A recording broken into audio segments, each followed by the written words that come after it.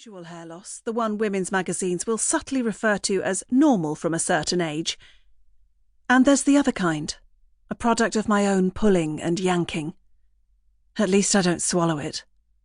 Every now and then I'll stumble over an article about a giant hairball surgically removed from the stomach of some neurotic young woman, and in the photo accompanying the article, it always looks like a hairy baby monster. I still think about Maor's parting remark before leaving. "Your hair is all over the house. Do something about it, it's gross." Bam! The door slams shut, kicking up a tiny hairball past my face.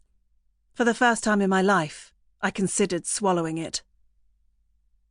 I'm sweeping the apartment with a new silicone broom.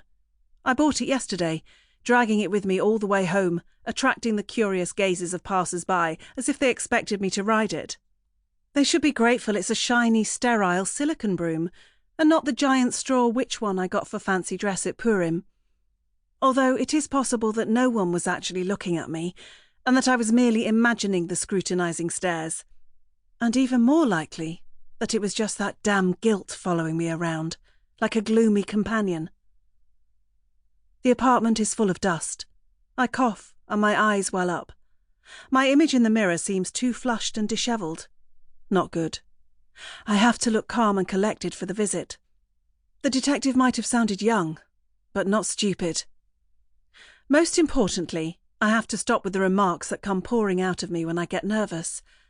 Sometimes I think it's momentary fits of Tourette's. Otherwise, there's no explaining why when the detective sensitively inquires whether I've been feeling afraid since the murder, with all the frenzied fuss kicked up around childless women, that instead of muttering a feeble yes, I feel compelled to share that the scariest thing about this whole business is that they finally made a mother out of her. No, the silence on the other end of the line did not bode well. A brief knock on the door and in he comes, almost tripping on one of the boxes I failed to move aside in time, and now he's smiling awkwardly while reaching out for a handshake. He's young. Unreasonably young, with that boyish smile that brings a dimple to his left cheek, just like Maor's dimple. Like Maor, he's carpeted in fine stubble, and those bright eyes, just like Maor's, study you to reach private conclusions he has no intention of sharing.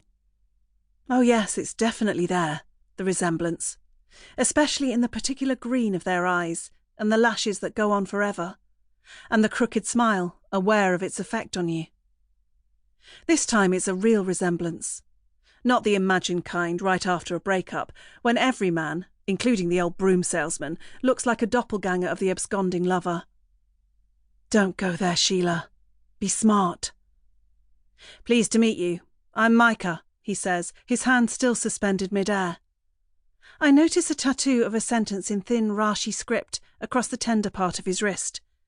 I can't read it, but I don't need to in order to make my observation. Erstwhile prince of the religious Boy Scouts. In my mind's eye, I see the absent kippah resting atop his head, the excessive self-confidence making up for a late-blooming masculinity. "Moving out?" he casually inquires, while sitting down on the freed-up part of the couch, his eyes casting about, studying the contents of the open boxes. "Just moved in," I reply, while we both simultaneously catch sight of the small baby doll poking out of the box behind the door.